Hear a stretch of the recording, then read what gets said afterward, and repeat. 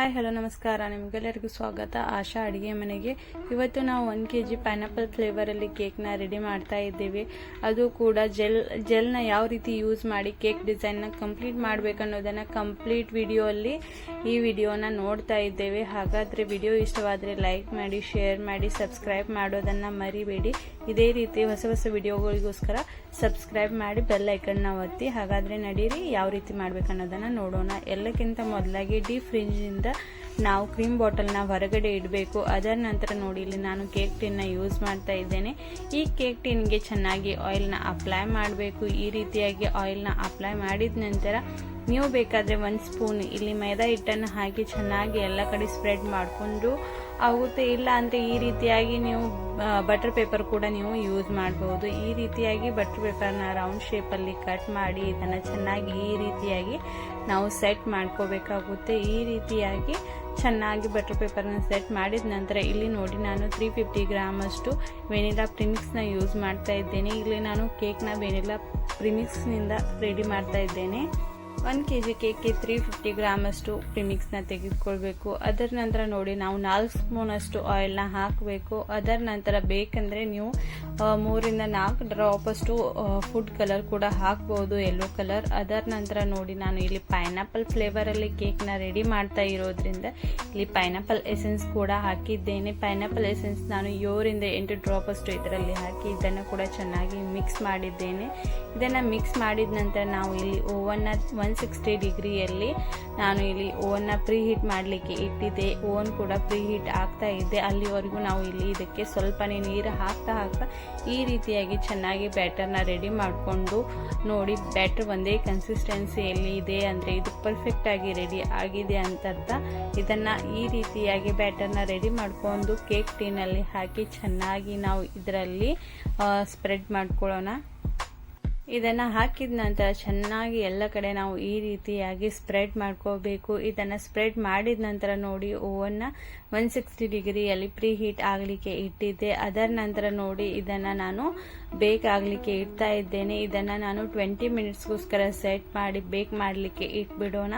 ಒಂದು ವೇಳೆ ನೀವು ಗ್ಯಾಸ್ ಮೇಲೆ ಮಾಡಬೇಕಂತ ಇದ್ದರೆ ಗ್ಯಾಸ್ನ ಲೋ ಫ್ಲೇಮಲ್ಲಿ ಇಟ್ಟು ನೀವು ಅದರ ಮೇಲೆ ಹೆವಿ ಕಡಾಯಿನ ಇಟ್ಟು ಅದರ ಮೇಲೆ ಒಂದು ಪಾತ್ರೆಯನ್ನು ಮುಚ್ಚಿ 5 ರಿಂದ 10 ನಿಮಿಷ ಚೆನ್ನಾಗಿ ಈ ಪ್ರೀ ಹೀಟ್ ಯಾವ ಥರ ಮಾಡ್ತಾರಲ್ವ ಆ ರೀತಿಯಾಗಿ ಮುಚ್ಚಿಬಿಡಿ. ಅದರ ನಂತರ ನೀವು ಕೇಕ್ ಟಿನ್ನ ಇಟ್ಟು ಅದನ್ನು 30 to 40 ಮಿನಿಟ್ಸ್ಗೋಸ್ಕರ ಬೇಕ್ ಮಾಡಲಿಕ್ಕೆ ಇಡಿ. ಇದೇ ರೀತಿಯಾದ ಸ್ಪಾಂಜ್ ಕೂಡ ರೆಡಿ ಆಗುತ್ತೆ. ಸ್ಪಾಂಜ್ ರೆಡಿ ಆಗೋವರೆಗೂ ನೋಡಿ ಇಲ್ಲಿ ನಾನು ಕ್ರೀಮ್ನ ಬೀಟ್ ಮಾಡ್ತಾ ಇದ್ದೇನೆ. 1 kg ಕೇಕ್ಗೋಸ್ಕರ 350 ಗ್ರಾಮ್ ಅಷ್ಟು ನಾನು ಇಲ್ಲಿ ಕ್ರೀಮ್ನ ತೆಗೆದುಕೊಂಡಿದ್ದೇನೆ. ಈ ರೀತಿಯಾದ ಕ್ರೀಮ್ನ ತೆಗೆದುಕೊಂಡ ನಂತರ ನಾವು ಇದನ್ನು ಕೂಡ ಚೆನ್ನಾಗಿ ಹ್ಯಾಂಡ್ ಬೀಟರ್ನಿಂದ ಈ ರೀತಿಯಾಗಿ ಬೀಟ್ ಮಾಡ್ತಾ ಇದ್ದೇನೆ. ನೋಡ್ಬೋದು, ಇದನ್ನು ಬೀಟ್ ಮಾಡಲಿಕ್ಕೆ ಕೇವಲ 5 ನಿಮಿಷ ಸಾಕು. ಈ ರೀತಿಯಾಗಿ ಚೆನ್ನಾಗಿ ಕ್ರೀಮ್ ಕೂಡ ರೆಡಿ ಆಗುತ್ತೆ. ಈ ರೀತಿಯಾದ ಲೇಯರ್ಸ್ಗಳು ಬರ್ತಾ ಇದೆ ಅಂದರೆ ಇಲ್ಲಿ ಕ್ರೀಮ್ ಕೂಡ ಚೆನ್ನಾಗಿ ರೆಡಿ ಆಗಿದೆ ಎಂದರ್ಥ. ಈ ರೀತಿಯಾಗಿ ಪರ್ಫೆಕ್ಟ್ ಆಗಿ ನೀವು ಕ್ರೀಮ್ನ ರೆಡಿ ಮಾಡಿದ ನಂತರ ಕೇವಲ 5 ನಿಮಿಷ ನೀವು ಫ್ರಿಜ್ನಲ್ಲಿ ಇಡೋದ್ರಿಂದ ನಿಮಗೆ ಪರ್ಫೆಕ್ಟ್ ಆದ ಕ್ರೀಮ್ ಕೂಡ ರೆಡಿ ಆಗುತ್ತೆ. ನೀವು ನೋಡಿ, ಇಲ್ಲಿ ಇದನ್ನು ಉಲ್ಟಾ ಕೂಡ ಮಾಡಿ ನೋಡಿದರೆ ಇದು ಬೀಳ್ತಾ ಇಲ್ಲ ಅಂದರೆ ಇದನ್ನು ಪರ್ಫೆಕ್ಟ್ ಆಗಿ ರೆಡಿ ಆಗಿದೆ ಎಂದರ್ಥ ಕ್ರೀಮ್ ಕೂಡ. ಅದರ ನಂತರ ನೋಡಿ, ಇಲ್ಲಿ ಶುಗರ್ ಸಿರಪ್ನ ಮಾಡ್ತಾ ಇದ್ದೇನೆ. ಶುಗರ್ ಸಿರಪ್ ಮಾಡಲಿಕ್ಕೆ 1 ಕಪ್ ಅಷ್ಟು ನಾನು ನೀರು ತೆಗೆದುಕೊಂಡು ಇಲ್ಲಿ ಇದಕ್ಕೆ ನಾನು ಪೈನಾಪಲ್ ಕ್ರಶ್ ಸ್ವಲ್ಪನೇ 1 ಸ್ಪೂನ್ ಅಷ್ಟು ಇತ್ತು, ಅದನ್ನು ನಾನು ಇದರಲ್ಲಿ ಸ್ವಲ್ಪನೇ ನೀರು ಹಾಕಿ ಇದರಲ್ಲಿ ಹಾಕಿದ್ದೇನೆ. ಅದರ ನಂತರ ನೋಡಿ, 5 ರಿಂದ 6 ಸ್ಪೂನ್ ಅಷ್ಟು ಶುಗರ್ ಪೌಡರ್ನ ಹಾಕಿ ಅದನ್ನು ಕೂಡ ನಾನು ಚೆನ್ನಾಗಿ ಮಿಕ್ಸ್ ಮಾಡ್ಕೋತಾ ಇದ್ದೇನೆ. ಕೆಲವೊಬ್ಬರಿಗೆ ಸ್ವೀಟ್ ಹೆಚ್ಚಿಗೆ ಇಷ್ಟ ಆಗಿರುತ್ತೆ, ಆ ವೇಳೆ ನೀವು ಈ ರೀತಿಯಾಗಿ ಶುಗರ್ ಪೌಡರ್ನ ಹೆಚ್ಚಿಗೆ ಕೂಡ ಹಾಕ್ಬೋದು. ನಾನು ಜೆಲ್ನ ಯೂಸ್ ಮಾಡಿ ಕೇಕ್ ಡಿಸೈನ್ನ ಮಾಡ್ತಾ ಇದ್ದೆ. ಅದ್ರಗೋಸ್ಕರ ನೋಡಿ, ಇಲ್ಲಿ ಜೆಲ್ನ ಯಾವ ರೀತಿ ಯೂಸ್ ಮಾಡಬೇಕು ಅನ್ನೋದನ್ನು ಡೀಟೇಲ್ ಆಗಿ ಹೇಳಿದ್ದೇನೆ. ಇಲ್ಲಿ ನಾನು ನ್ಯೂಟ್ರಲ್ ಜೆಲ್ನ ತೆಗೆದುಕೊಂಡಿದ್ದೇನೆ 8 ಸ್ಪೂನ್ ಅಷ್ಟು. ನನಗೆ ಸ್ವಲ್ಪನೇ ಬ್ಲ್ಯಾಕ್ ಕಲರ್ ಬೇಕಾಗಿರೋದ್ರಿಂದ ಇದಕ್ಕೆ 1 ಡ್ರಾಪ್ ಅಷ್ಟು ನಾನು ಬ್ಲ್ಯಾಕ್ ಕಲರ್ ಹಾಕಿದ್ದೇನೆ. ಕೇವಲ ಒಂದೇ ಡ್ರಾಪ್ ಹಾಕಿದರೆ ಸಾಕು, ಪರ್ಫೆಕ್ಟ್ ಆಗಿ ಬ್ಲ್ಯಾಕ್ ಕಲರ್ ಆಗುತ್ತೆ. ಅದರ ನಂತರ ನೋಡಿ, 8 ಸ್ಪೂನ್ ಅಷ್ಟು ನಾನು ಇಲ್ಲಿ ನೀರನ್ನ ಹಾಕಿ ಅದನ್ನು ಕೂಡ ಈ ರೀತಿಯಾಗಿ ಚೆನ್ನಾಗಿ ಮಿಕ್ಸ್ ಮಾಡ್ಕೋಬೇಕು. ತುಂಬ ತೆಳು ಕೂಡ ಆಗಿರಬಾರ್ದು, ತುಂಬ ಥಿಕ್ ಕೂಡ ಆಗಿರಬಾರ್ದು. ಈ ರೀತಿಯಾಗಿ ಇದ್ರ ಕನ್ಸಿಸ್ಟೆನ್ಸಿ ಇರಬೇಕು, ಅಂದರೆ ಇದು ಪರ್ಫೆಕ್ಟಾಗಿ ರೆಡಿ ಆಗಿದೆ ಅಂತ ಅರ್ಥ. ಅದರ ನಂತರ ನೋಡಿ, ಇದನ್ನು ನಾನು ಪೈಪಿಂಗ್ ಬ್ಯಾಗಲ್ಲಿ ಈ ರೀತಿಯಾಗಿ ಹಾಕಿ ಇದನ್ನು ಫಿಲಪ್ ಮಾಡಿ ಇಡ್ತಾ ಇದ್ದೇನೆ. ಇದೇ ರೀತಿಯಾಗಿ ನಿಮಗೆ ಬೇರೆ ಯಾವ ಕಲರ್ ಜೆಲ್ ಬೇಕಲ್ವ ಅದನ್ನು ಕೂಡ ನೀವು ಯೂಸ್ ಮಾಡಬಹುದು. ಇದೇ ರೀತಿಯಾಗಿ ನಾನು ಬೇರೆ ಕಲರ್ಗಳ ಜೆಲ್ ಕೂಡ ರೆಡಿ ಮಾಡಿ ಇಟ್ಟಿದ್ದೇನೆ. ಅದರ ನಂತರ ನೋಡಿ, ಇಲ್ಲಿ ಸ್ಪಾಂಜ್ ಕೂಡ ರೆಡಿ ಆಗಿದೆ, ಅದು ಕೂಡ ನಾರ್ಮಲ್ ಟೆಂಪ್ರೇಚರಲ್ಲಿ ಬಂದಿದೆ. ಅದಕ್ಕೋಸ್ಕರ ಇದನ್ನು ಡಿಮೋಲ್ಟ್ ಮಾಡಿ ಈ ರೀತಿಯಾಗಿ ಬಟರ್ ಪೇಪರ್ನ ತೆಗೆದ ನಂತರ ನೋಡಿ, ಇದನ್ನು ಮೇಲಿನ ಲೇಯರ್ನ ಸ್ವಲ್ಪನೇ ಕಟ್ ಮಾಡಿ, ತುಂಬ ತಿಳುವಾಗಿ ಕಟ್ ಮಾಡಿ ತೆಗಿಬೇಕು. ಮೇಲಿನ ಲೇಯರ್ನ ಕಟ್ ಮಾಡಿ ತೆಗೆದ ನಂತರ ನೋಡಿ, ನಾನು ಇದರ 3 ಲೇಯರ್ ಆಗಿ ಕಟ್ ಮಾಡಬೇಕು. ಅಲ್ಲಿವರೆಗೂ 3 ಲೇಯರ್ನ ನೀವು ಕೇವಲ ಚಾಕುವಿನ ಸಹಾಯದಿಂದ ಕೂಡ ಕಟ್ ಮಾಡಬಹುದು, ಇಲ್ಲ ಅಂದರೆ ನೀವು ಇಲ್ಲಿ ಥ್ರೆಡ್ ಕೂಡ ಯೂಸ್ ಮಾಡಬಹುದು. ಇಲ್ಲಿ ನಾನು ಚಾಕುವಿನ ಸಹಾಯದಿಂದಾನೇ 3 ಲೇಯರ್ಗಳನ್ನು ಕಟ್ ಮಾಡ್ತಾ ಇದ್ದೇನೆ. ಇದೇ ರೀತಿಯಾಗಿ ಸೇಮ್ ಪ್ರೊಸೆಸ್ಸಲ್ಲಿ ನೀವು 1/2 kg ಕಟ್ ಮಾಡ್ಬೋದು, 1 kg ಕಟ್ ಮಾಡ್ಬೋದು. ಆದರೆ 2 kgಗೆ ಸ್ವಲ್ಪ ದೊಡ್ಡ ಸೈಜ್ ಇದ್ದರೆ ಇಲ್ಲಿ ನೀವು ಥ್ರೆಡ್ನ ಯೂಸ್ ಮಾಡಬೇಕಾಗುತ್ತೆ. ಅದರ ನಂತರ ನೋಡಿ, ನಾನು ಇಲ್ಲಿ ಬೇಸ್ನ ಯೂಸ್ ಮಾಡಿ ಅದಕ್ಕೆ ಸ್ವಲ್ಪನೇ ಕ್ರೀಮ್ನ ಅಪ್ಲೈ ಮಾಡಿದ್ದೇನೆ. ಅದರ ನಂತರ ಈ ರೀತಿಯಾಗಿ ಶುಗರ್ ಸಿರಪ್ನ ನಾನು ಚೆನ್ನಾಗಿ ಎಲ್ಲ ಕಡೆ ಅಪ್ಲೈ ಮಾಡಿ, ಇದಕ್ಕೆ ನಾವು ಕ್ರೀಮ್ನ ಅಪ್ಲೈ ಮಾಡಬೇಕಾಗುತ್ತದೆ. ಯಾವುದೇ ಕೂಡ ಎಲ್ಲೂ ಕೂಡ ಬಿಡದೆ ಎಲ್ಲ ಕಡೆ ಶುಗರ್ ಸಿರಪ್ ಮೊದಲು ಚೆನ್ನಾಗಿ ಅಪ್ಲೈ ಮಾಡಬೇಕು. ಅದರ ನಂತರ ನೋಡಿ, ಈ ರೀತಿಯಾಗಿ ನಾನು ಕ್ರೀಮ್ ಕೂಡ ಚೆನ್ನಾಗಿ ಎಲ್ಲ ಕಡೆ ಸ್ಪ್ರೆಡ್ ಆಗುವವರೆಗೂ ನಾನು ಈ ರೀತಿಯಾಗಿ ಕ್ರೀಮ್ನ ಅಪ್ಲೈ ಮಾಡಿದ್ದೇನೆ. ಅದರ ನಂತರ ನಾನು ಇಲ್ಲಿ ಪೈನಾಪಲ್ ಕ್ರಷ್ ಕೂಡ ಯೂಸ್ ಮಾಡ್ತಾ ಇದ್ದೇನೆ. 2 ಸ್ಪೂನಷ್ಟು ನಾವು ಪೈನಾಪಲ್ ಕ್ರಷ್ ಹಾಕಬೇಕು.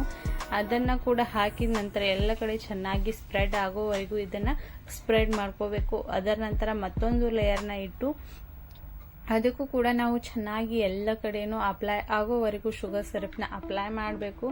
ಅದರ ನಂತರ ಮತ್ತೊಮ್ಮೆ ನಾನು ಸೇಮ್ ಪ್ರೊಸೆಸ್ಸಲ್ಲಿ ಇಲ್ಲಿ ಕ್ರೀಮ್ನ ಅಪ್ಲೈ ಮಾಡ್ತಾ ಇದ್ದೇನೆ. ಇದೇ ರೀತಿಯಾಗಿ 3 ಲೇಯರ್ಸ್ಗಳನ್ನು ಇದೇ ರೀತಿಯಾಗಿ ಸೇಮ್ ಪ್ರೊಸೆಸ್ಸಲ್ಲಿ ಕಂಪ್ಲೀಟ್ ಮಾಡಬೇಕಾಗುತ್ತೆ. ಇಲ್ಲಿ ನೀವು ಯಾವ ಫ್ಲೇವರಲ್ಲಿ ಕೇಕ್ನ ರೆಡಿ ಮಾಡ್ತಾ ಇದ್ದೀರಾ ಆ ಫ್ಲೇವರ್ನ ನೀವು ಕ್ರಷ್ ಯೂಸ್ ಮಾಡಬೇಕಾಗುತ್ತೆ.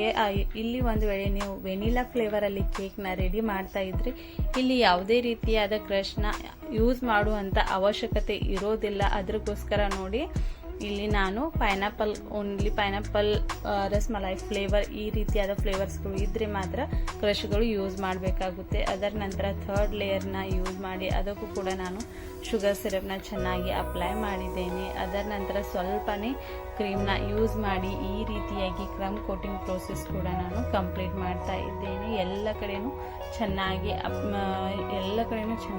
ಅಪ್ಲೈ ಆಗಿದೆ. ಆದರೆ ತುಂಬಾ ತೆಳುವಾದ ರೀತಿಯಲ್ಲಿ ಕ್ರೀಮ್ನ ಅಪ್ಲೈ ಮಾಡಬೇಕು. ಅದರ ನಂತರ ನೋಡಿ, ನಾನು ಇಲ್ಲಿ ಕ್ರೀಮ್ನ ಪೈಪಿಂಗ್ ಬ್ಯಾಗಲ್ಲಿ ತುಂಬಿ ಈ ರೀತಿಯಾಗಿ ಲೇಯರ್ ಬೈ ಲೇಯರಲ್ಲಿ ನಾನು ಈ ರೀತಿಯಾಗಿ ಕ್ರೀಮ್ನ ಅಪ್ಲೈ ಮಾಡಿ ಎಲ್ಲ ಕಡೆ ಚೆನ್ನಾಗಿ ಅಪ್ಲೈ ಆದ ನಂತರ ನೋಡಿ, ಇದನ್ನು ಸ್ಪ್ರೆಡ್ ಮಾಡ್ಕೋಬೇಕಾಗುತ್ತೆ. ನನ್ನ ವಿಡಿಯೋಸ್ಗಳಿಂದ ಇದೇ ರೀತಿಯಾದ ಯಾವುದೇ ರೀತಿಯಾದ ಹೊಸ ಟಿಪ್ಸ್ಗಳನ್ನು ಕಲಿತಾ ಇದ್ದರೆ, ಏನಾದರೂ ನೀವು ಇನ್ನೂ ಕಲಿಬೇಕಂತ ಇದ್ದರೆ ಎಲ್ಲಕ್ಕಿಂತ ಮೊದಲು ನನ್ನ ಚಾನಲ್ಗೆ ಲೈಕ್ ಮಾಡಿ, ಶೇರ್ ಮಾಡಿ, ಸಬ್ಸ್ಕ್ರೈಬ್ ಮಾಡೋದನ್ನು ಮರಿಬೇಡಿ. ಇದರ ನಂತರ ನೋಡಿ, ಇದನ್ನು ನಾವು ಚೆನ್ನಾಗಿ ಸ್ಪ್ರೆಡ್ ಮಾಡ್ಕೋಬೇಕು. ನಾನು ಈ ರೀತಿಯಾಗಿ ನೈಫ್ನ ಸಹಾಯದಿಂದ ನಾನು ಇದನ್ನು ಚೆನ್ನಾಗಿ ಸ್ಪ್ರೆಡ್ ಮಾಡ್ಕೋತಾ ಇದ್ದೇನೆ.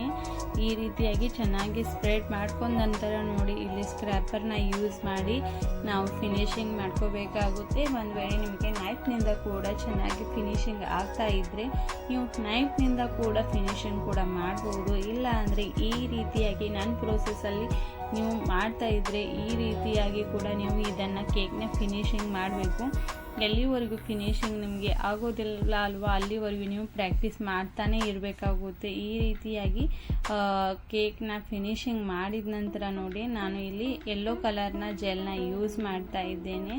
ಸೇಮ್ ಬ್ಲ್ಯಾಕ್ ಯಾವ ಥರ ಮಾಡಿದ್ದೆ ಅಲ್ವಾ ಅದೇ ಥರ ಯೆಲ್ಲೋ ಕಲರ್ನ ಜೆಲ್ನ ನಾನು ಪೈಪಿಂಗ್ ಬ್ಯಾಗಲ್ಲೇ ಹಾಕಿ ಅದನ್ನು ಕೂಡ ಈ ರೀತಿಯಾಗಿ ಇದರ ಮೇಲೆ ಹಾಕಿದ್ದೇನೆ. ನೀವು ಡೈರೆಕ್ಟಾಗಿ ಕೂಡ ಹಾಕ್ಕೊಂಡು ಅದನ್ನು ಕೂಡ ಸ್ಪ್ರೆಡ್ ಮಾಡಬಹುದು. ಇಲ್ಲ ಅಂದರೆ ಈ ರೀತಿಯಾಗಿ ನಂತರ ಕೂಡ ಈ ರೀತಿಯಾಗಿ ಯೆಲ್ಲೋ ಕಲರ್ ಜೆಲ್ನ ಯೂಸ್ ಮಾಡಿ ಈ ಥರ ಕೂಡ ಸ್ಪ್ರೆಡ್ ಮಾಡ್ಕೋಬಹುದು. ಅದರ ನಂತರ ನೋಡಿ, ಬ್ಲ್ಯಾಕ್ ಕಲರ್ನ ಡಾಟ್ ಆಗಿ ಈ ರೀತಿಯಾಗಿ ಇಡ್ತಾ ಹೋಗಬೇಕು. ಅದರ ನಂತರ ನೋಡಿ ಸೇಮ್ ಪ್ರೊಸೆಸ್ಸಲ್ಲಿ ವೈಟ್ ಜೆಲ್ ಕೂಡ ನಾವು ಇಲ್ಲಿ ಡಾಟ್ ಡಾಟ್ ಆಗಿ ಇಡ್ತಾ ಹೋಗಬೇಕು. ನ್ಯೂಟ್ರಲ್ ಜೆಲ್ ಯಾವತ್ತಿಗೂ ವೈಟ್ ಕಲರಲ್ಲಿ ಇರೋದಿಲ್ಲ.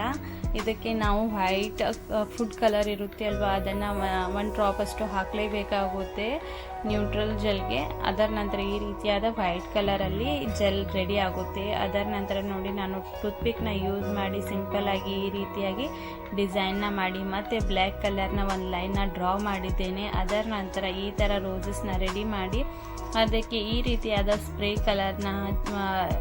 ಕಲರ್ನ ಯೂಸ್ ಮಾಡಿ ಸ್ಪ್ರೇ ಮಾಡಿದ್ದೇನೆ. ಅದನ್ನು ಒಂದು ಯೆಲ್ಲೋ ಕಲರ್ ಆಗಿ ಮತ್ತೊಂದು ವೈಟ್ ಕಲರಲ್ಲಿ ಮತ್ತೊಂದು ಯೆಲ್ಲೋ ಕಲರಲ್ಲಿ ರೋಸಸ್ನ ಈ ರೀತಿಯಾಗಿ ಸೆಟ್ ಮಾಡಿ ನಾನು ಸಿಂಪಲ್ ಆಗಿ ಈ ರೀತಿಯಾದ ಕೇಕ್ ಡಿಸೈನ್ನ ಕ್ರಿಯೇಟ್ ಮಾಡಿದ್ದೇನೆ. ಎಷ್ಟು ಈಸಿಯಾಗಿ ರೆಡಿಯಾಗಿದೆ ಅನ್ನೋದನ್ನು ನೋಡ್ಬೋದು.